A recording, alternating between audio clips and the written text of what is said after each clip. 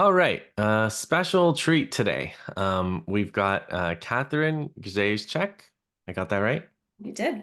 Okay. And Catherine, I've wanted to have you on for a while because I saw your story unfolding, and I really want more people to hear and like it's not just a story of repression, but it's also a story of fighting back and I think it's an inspiration too. So nobody knows you yet, but they will by the end of this. Catherine is a former York region. That's a it was is that fair to say the Greater Toronto Area? Is that fair to Yes, say? Yeah. it So is. the Greater Toronto Area, York Region paramedic. And the former is important because she was recently terminated for a social media post criticizing Israel.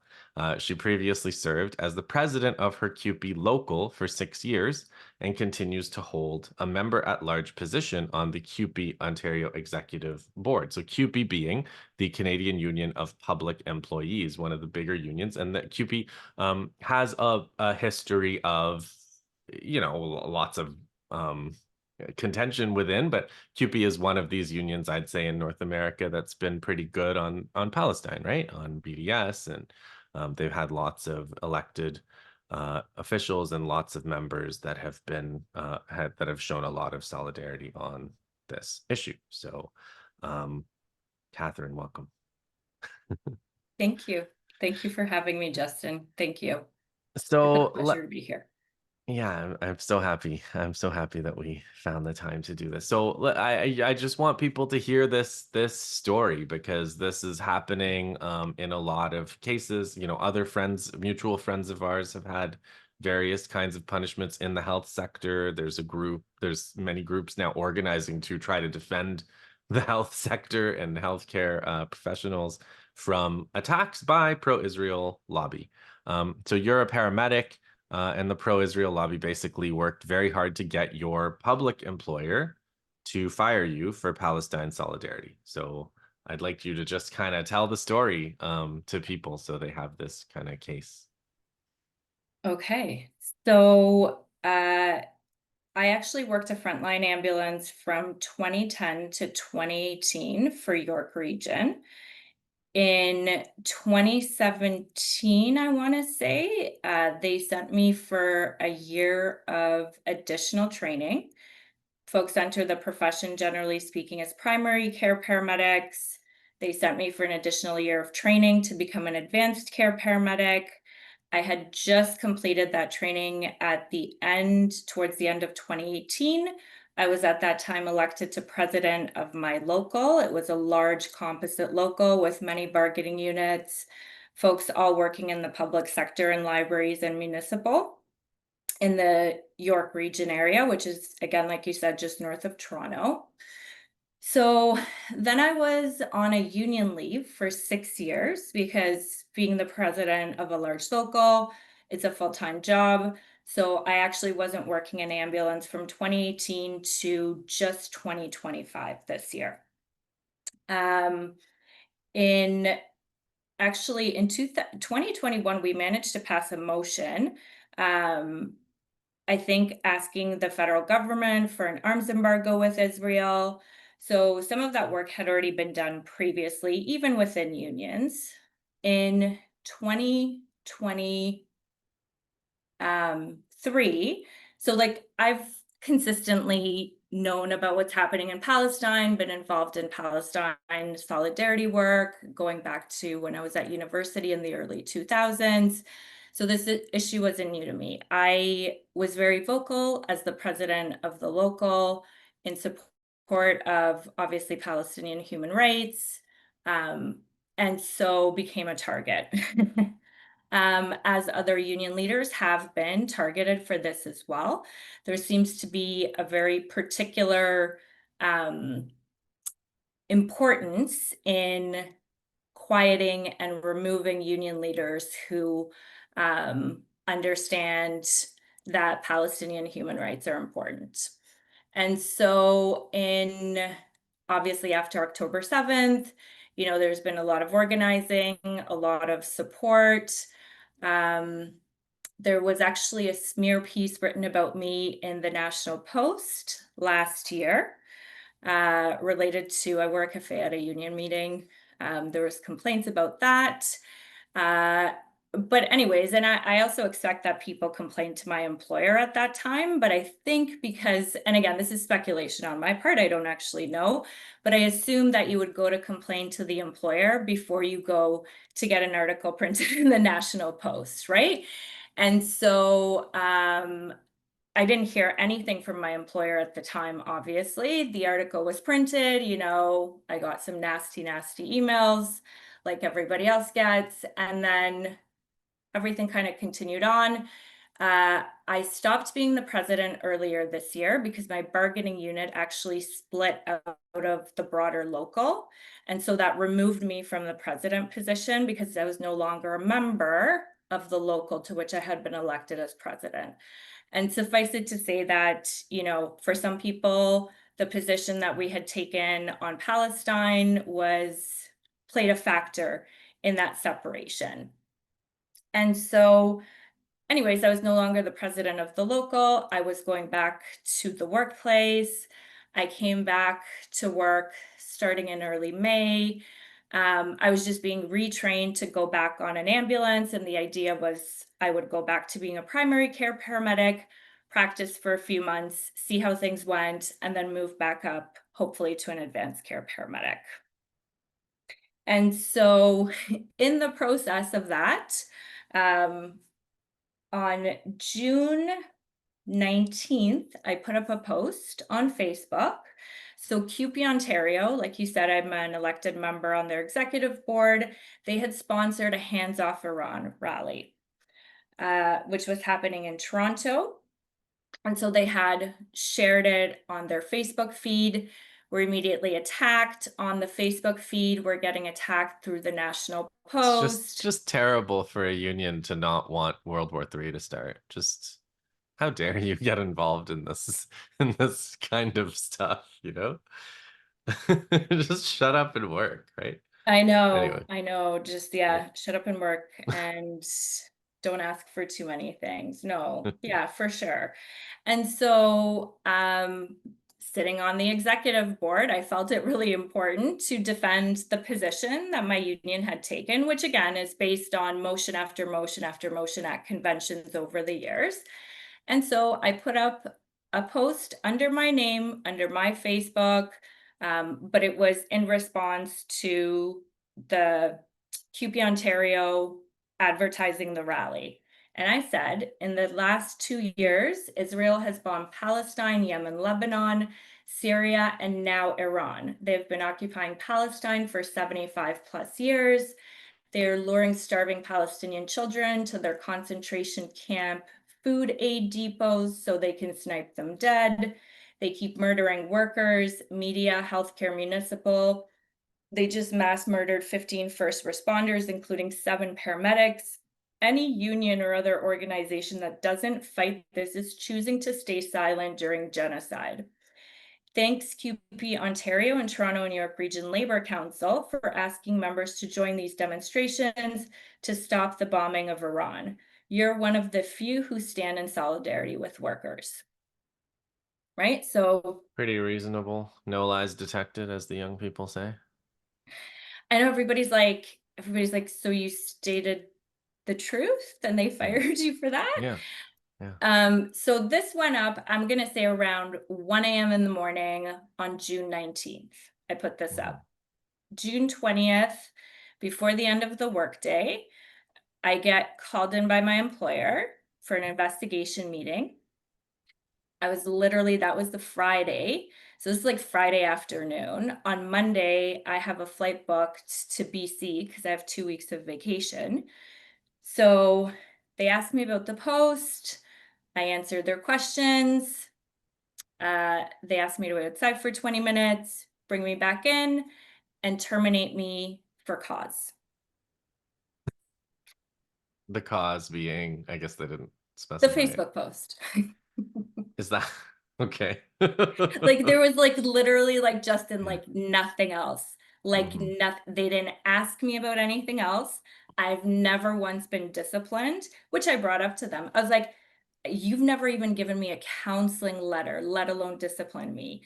Right. You've received 0 complaints about my patient care when I was working a frontline ambulance." I was like, "I've never been involved in an investigation about my patient care or otherwise."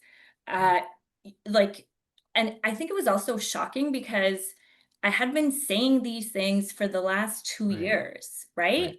And they had never once spoken to me about it, never mentioned it. So, all of this was like, one, it was shocking because I was like, "Really?" In my head, I'm going, Yeah. "You're gonna fire me over this? Like, over Right. this?" That's not what came out of my mouth, but out of my mouth, all that came out was, "Okay, Okay. okay." Um, so that happened on the 20th. It was my birthday on the 22nd. Oh, happy birthday. Um, I That's know, fun. 2 days before my birthday, Yeah. 3 days before my booked vacation. They didn't even have a termination letter ready. Mm. Like, they had nothing, which I was like, I found surprising. Anyway, so, like, all weekend, I'm, like, thinking about this, obviously. I'm getting ready to go out to BC. I'm just like, I'm like processing in my mind. I'm like, I really feel like I need to speak about this publicly. Like, this Yeah. is so wrong on so many levels. Like, employers can't just get away with doing this. And if they're doing it to me, they're Yeah. doing it and will continue doing it to a lot of other people. And I actually Absolutely. had no idea how many people this had already happened to. I think Yeah. because most people don't talk about it publicly, Yeah. right? And so I'm like weighing all of this in my head all weekend. And then I land in BC like first thing on Monday morning, and I get this text message from somebody saying, "Catherine, is it true what I saw on Twitter that you've been fired?" And I was like, "What?" Because, like, you gotta remember, like, I don't even have a termination letter. Like, I have Right. nothing that was even given to me, Right. right, in writing saying I was terminated or exactly explaining the reason why.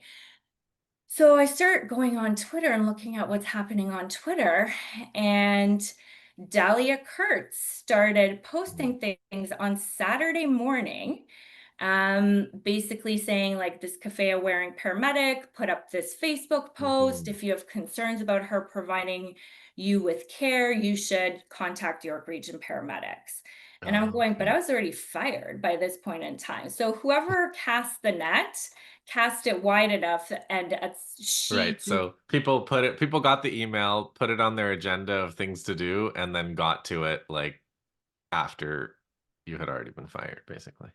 exactly. Right. And so I see this, and then I see Rachel Gilmore, I think, who's like an Oh yeah. indie. Yeah. So she got an email from York Region because so people are now reaching out to York Region about this issue, and York Region's emailing them back. So they're Okay. sending these folks an email that says the following: "Thank you for reaching out. Please see York Region's response below. On Thursday, June 19th, 2025, York Region became aware of an employee allegedly posting concerning comments on social media. York Region promptly investigated the matter. Maintaining public safety and confidence is of utmost importance to York Region. Public Mm. safety and confidence. The employee is no longer employed with the Regional Municipality of York. York Region remains committed to fostering welcoming and inclusive communities as affirmed by the Inclusion Charter for York Region." So I'm like, listen, I've got nothing in writing saying I'm terminated. Right. Any person who's emailing the region is getting this email basically saying we fired her. Yeah. And like insinuating that it was a question of public safety and that's why I'm no Right. longer employed, which I'm just Up. like, Yeah. You're against the war and the entrapment and starvation and mass murder of children, which is a public safety concern, of course. yeah. So I find all of this online. What I didn't realize until a few days later, and I think I expect that Gila Marto, who is used to be an MPP in Ontario, but is now a counselor in the city of Vaughan, put up Mm. this post I believe this was the 22nd, so I believe it was the Sunday. I didn't see it until middle of the following week. And so she says, this was on her Facebook. On Friday, June 20th, I was made aware of a paramedic employed by York Region who had allegedly posted a hateful message on social media. Vaughan Mayor Stephen Del Duca immediately reached out to the chair of York Region with the community's concerns. The matter was investigated, and we have received confirmation that the individual is no longer employed by York Region. And Del So Duca is the former Liberal leader for Ontario, right? he is, yeah. So she's putting this up on Sunday. I don't know if she was just taking political credit with her constituents Mm. or if it was to alert folks like Dahlia Kurtz, like this matter has already been dealt with. Stand down. But I think Rachel Gilmore had responded and said, like, this is what I received from the region. So maybe that had absolutely, this is all speculation on my part, right? Like the only thing I Hmm. see is what's being posted, right? So I'm trying to fill in the pieces.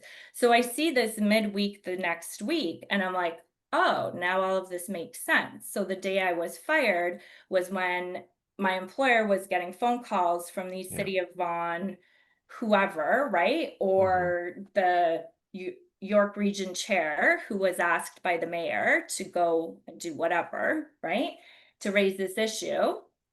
I'm like, oh, now all of because I was like, why are they trying to get me out the door so fast, right? So this the scale of the mobilization, right, is like you have mayors, you have counselors, you have just people all over the place mobilizing to get somebody fired for posting like the most bare minimum factual points about an ongoing genocide. Yep. Which is also like I didn't realize the extent to which it was like the official position of your union too. So it's like you you could also like just like it, it's just it's what you're amplifying your own union's message. Absolutely. Yeah. Yeah. No, I know, right? Like, and so, like, I always ask myself, like, why is it so important?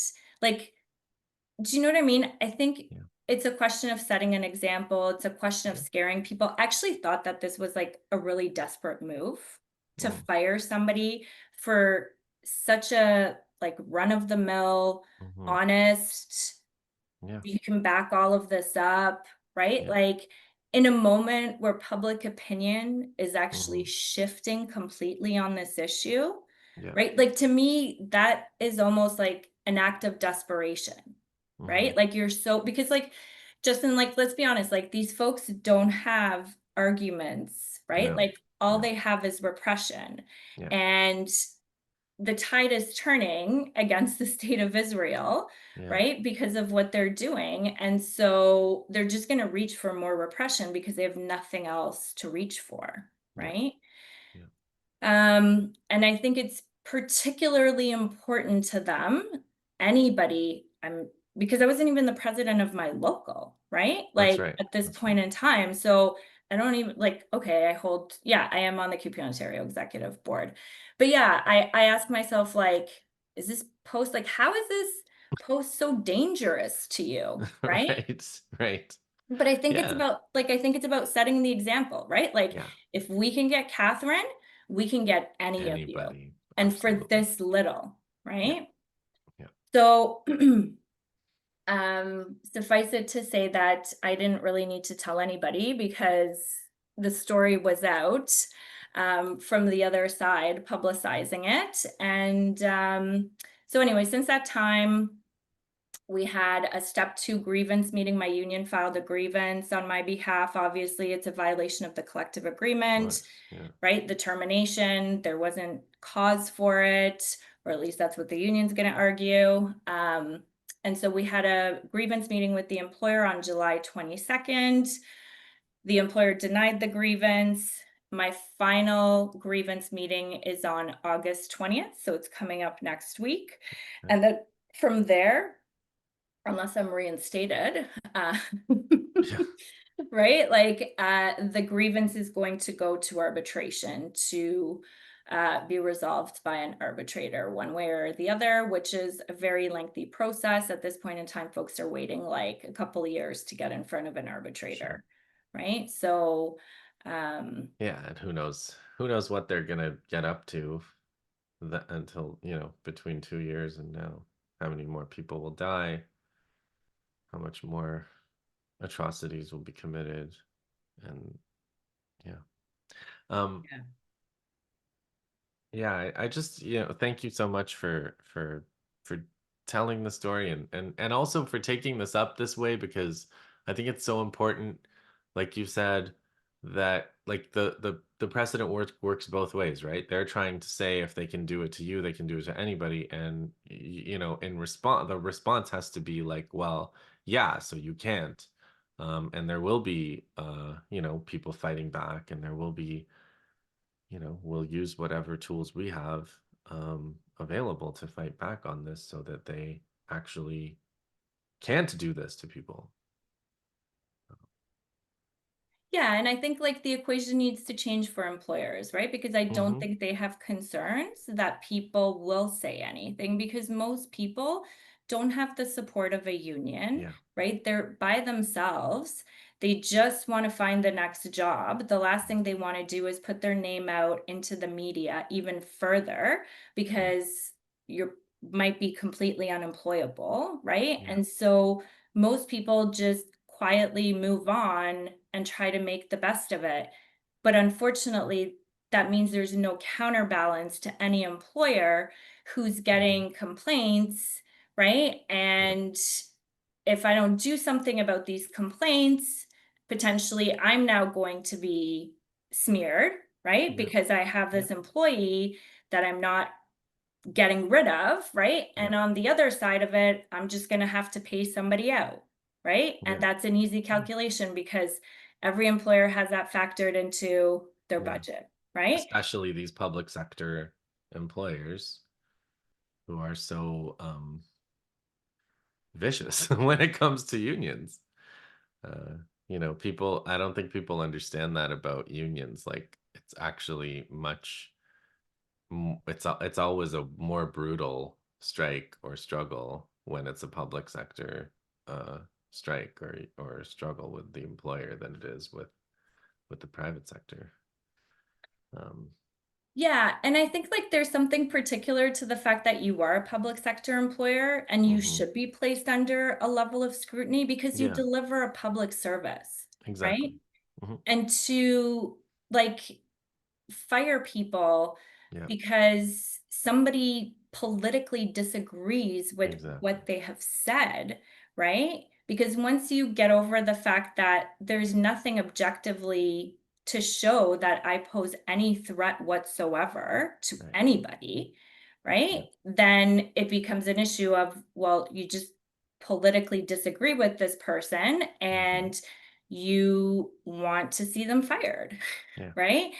And, like, the fact that you would just cave to like, I think there's something particular to the fact that you are a public sector employer Yeah. that deserves extra scrutiny, right? Not that I don't think like, I just don't think any employer should be able to terminate you for this, period, right? Yeah, Like there's a framework of laws that the society supposedly operates under, and then you shouldn't just be able to catch some feelings, basically racist feelings about somebody protesting a genocide that you happen to endorse, and then just reach out and get them fired. Like, or, as happens with Palestinian journalists, they're being targeted on Twitter and then they're assassinated by the Israelis. So it's just like this power to determine who has a job and who doesn't, who lives and who dies, where people live.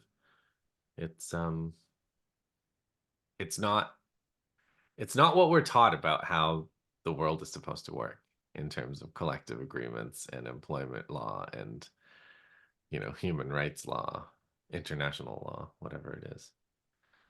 yeah, no, you're absolutely right. I think there's a lot of people, like, this entire genocide and the way that Israel has behaved with complete impunity has Yeah. really, like, these ideas of there is international law is Hmm. difficult to uphold in a Hmm. moment where it's so obvious that nobody is going to enforce it, right? Exactly. But like And union theory has always been the theory of workers power, which is that like yeah, the law isn't exactly what's protecting you. What's protecting you is the solidarity of other workers and the fact that working people are the ones that actually run society. So that actually may enable us to transition to our other topic that I wanted to talk to you about, which is like what you're actually working on now in for QP. You're still working for QP. Is that right? so I am helping out at CUPE Ontario right Yeah. now. Yeah. I'm not formally working on this Okay. campaign. I So see. the Labor for Palestine Okay. um, has put forward the hot cargo campaign. Okay. Um, and so a few things I wanted to say about that. I know you had a question, so I don't know if you want to ask it. Yeah, yeah, I Question. can ask it kind of Yeah. formally because Yeah. because I heard you talking about hot cargo, and I think it's something that's familiar to working people like dock workers and like the kinds of workers. I heard about an Italian union in Genoa that actually refused to ship weapons from. I think it was like a Saudi ship shipping weapons to Israel, which we didn't even really know about until these workers took this action. So it's a campaign by Labor for Palestine, Yeah. and it's on hot cargo. So basically, the idea is that the workers are being made against their will complicit in whatever it is that this cargo is going to do. The end use of the cargo being, in this case, genocide. And so, yeah, talk about this issue of hot cargo and how it works in the context of this genocide, Israel's genocide against the Palestinians. Yeah, so maybe just to explain, like, in a union context, because Yeah. I didn't know what hot cargo was. I think it more is related to the private sector, anyways. Mhm. So it's the idea, I think, like, if I break it down in the simplest terms, you are striking an employer, the employer is using scab workers to replace you, they continue producing a good, and then want to ship it out to market or ship it to the next factory down the production line. And other workers and other unions boycott working Uh-huh. with that hot cargo. Right. They won't transport it, they won't work on it.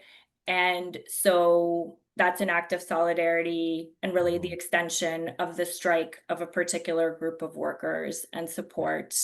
Um, from other workers. So that's the idea. And then, or presumably like originally where it comes from. And so it gets extended to, but we're talking about all goods, services, and relationships with the state of Israel.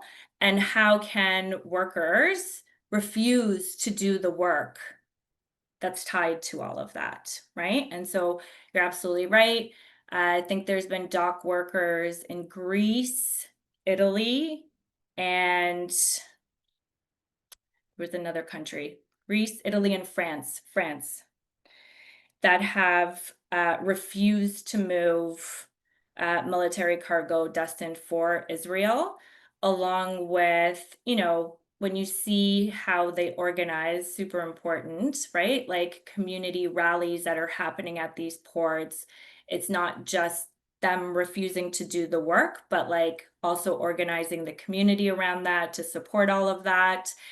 And I think one really positive, because there are positive things that are coming out of this, as horrendous as this situation is, right? And I know you talk about that all the time, and it's like, and as horrendous as the fact that I don't think that this is going to stop anytime soon, and it's just a question of how quickly can we work to stop this, and like how many more thousands, hundreds of thousands of people are going to have to get slaughtered before we get to that point.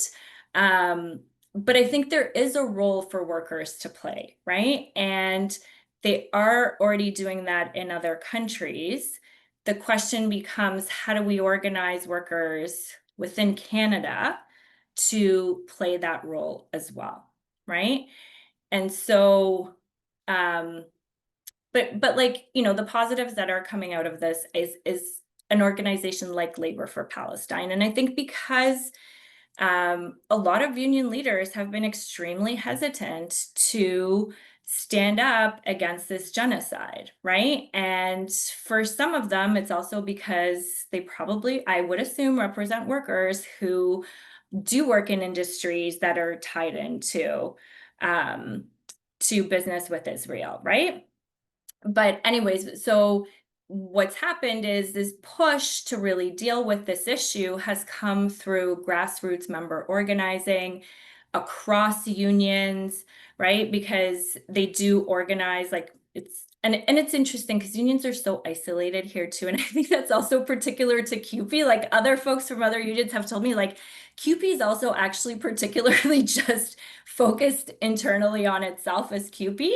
Um, but it It's has big. allowed It's us. a big union, right? I Yeah. mean, with many locals. And yeah, Yeah, and I think a lot of unions have this culture, like, it's about our union, right? There's no, yeah, like, this isn't a country where you have are organized around the idea of working class solidarity, mm, right? Which is also why people can continuously repeat, but this is not a workers' issue. This is not a workers' issue. Of course, it's a right, workers' issue, like right, in 17,000 different ways, right? Like, they're yeah, killing workers over there. As a worker, I don't want my money going towards, like, I want more mm, public services, not yeah, funding for this, right? And also, like, yeah, I don't want to do any work that's related to this genocide, right? And so, um, it's just, I think, like, the easiest way to approach this, because I ask myself these questions, like, how do we, like, what the hell can we do?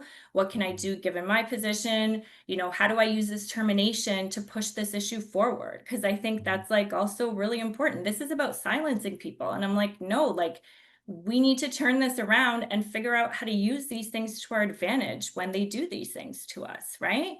yeah, And so organizing across unions, which I think is then going to translate, I'm hopeful, into, because that also makes for more effective organizing around issues like collective agreements, right? yeah, of When course. we're not in these isolated silos as unions. And so I think it is easiest at this moment to try to organize around the arms shipments, but I think it Mhm, opens up, like, endless possibilities of, other relationships and services, imports from Israel, right? yeah, Like, sure, it's not military related, but every economy is interrelated anyways, right? And, like, yeah, even drawing this distinction between, like, is this a settler economy or is this part of broader Israel? Like, everything's integrated, right? Like, exactly. everything's integrated into an economy. And so Microsoft workers too recently have refused, I don't know if you saw that, just recently have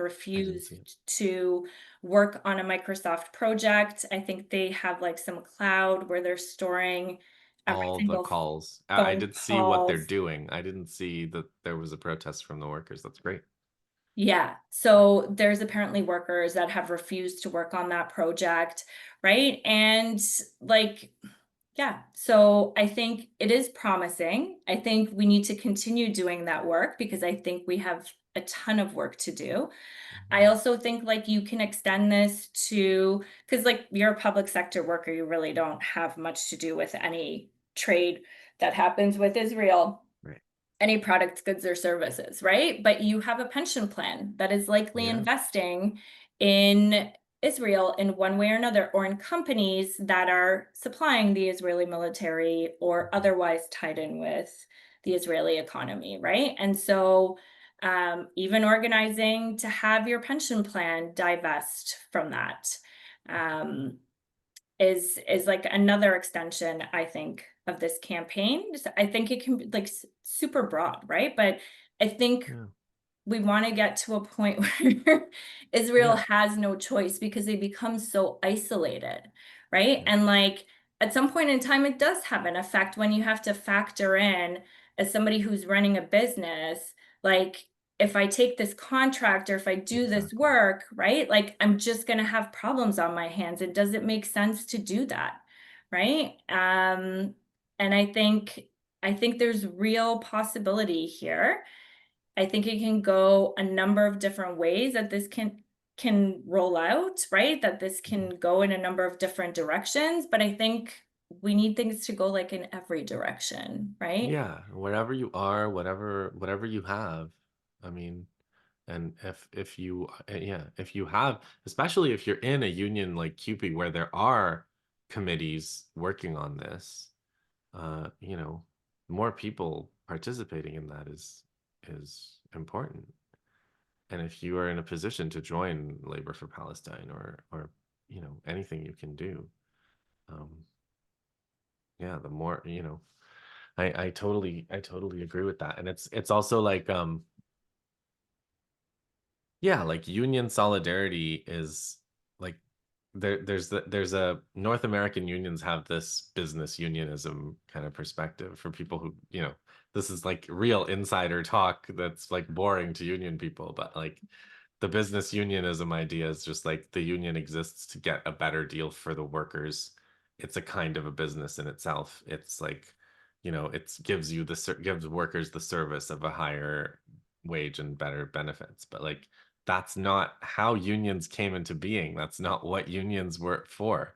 Unions were workers getting together to survive, help each other survive, and also to um, improve their conditions through solidarity.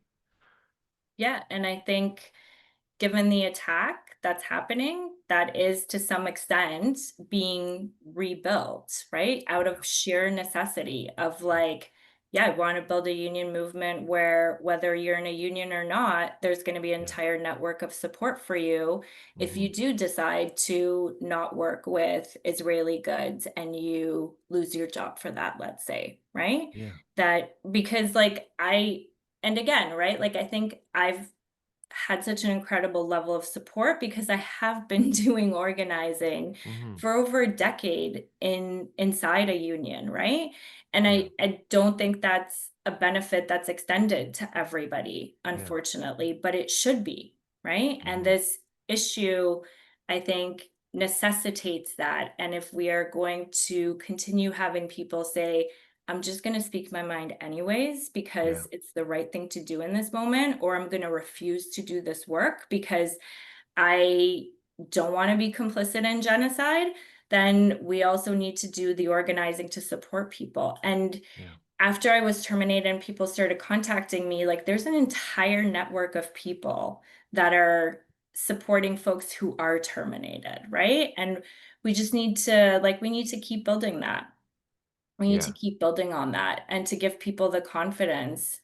Um, because I think like you're so as a worker, like you're so conditioned to the idea that like I have no other choice, right? Like this is Hmm. my livelihood. What my employer says is what I have to do. Hmm. And yet like there's folks that are working around these arms shipments or whatever is being shipped to Israel, the F-35 fighter jet program, right? Like Hmm. there have got to be tons of workers that from the actual production to the administration to all of Hmm. that, like this is going through their hands and it's their labor. And you know, people are thinking, even if they're not saying anything or we're not in touch with them, you know, they're sitting there thinking, like, this is wrong. And they have Yeah. qualms about that, I'm sure, right? Yeah. Like, even if that's not organized into any action, right? Like, that has got to be there. And so we just need to connect with those folks and build around that. Yeah. Yeah. And I mean, hear me out. Like hot cargo, you know, is basically if the origin of it is basically strike breaking and you don't want to support breaking, I'm going to go out on a limb and say genocide is worse than strike breaking. So, if you're willing to put down your tools over something, um, collectively, it should be, this is it. This is it right now.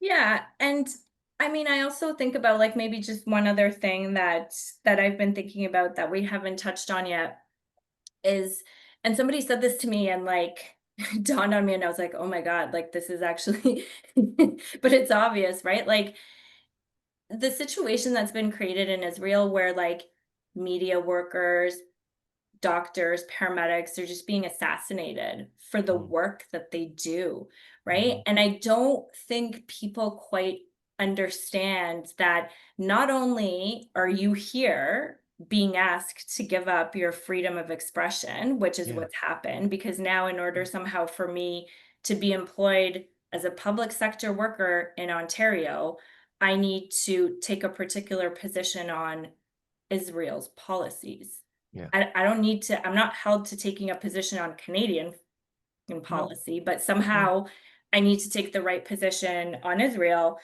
Um, but that's not actually what I wanted to say. Sorry, getting back to my other point.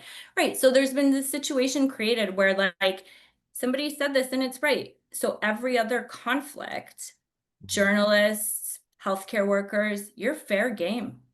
Very good. Like, Yeah, you are absolutely. from here on in, this has Yeah. become normalized. Nobody is willing to stop this, or I shouldn't say nobody, but, like, Yeah. the fact that this is not being stopped and it Yeah. continues, like these last 5 journalists that were just assassinated, Yeah. like, it's just like, And the same newspaper that printed about your firing printed an editorial saying, killing them was fine. There weren't even journalists. And it's like the people that kill the killers are the ones who get to define whether somebody turns out to be a legitimate target or not.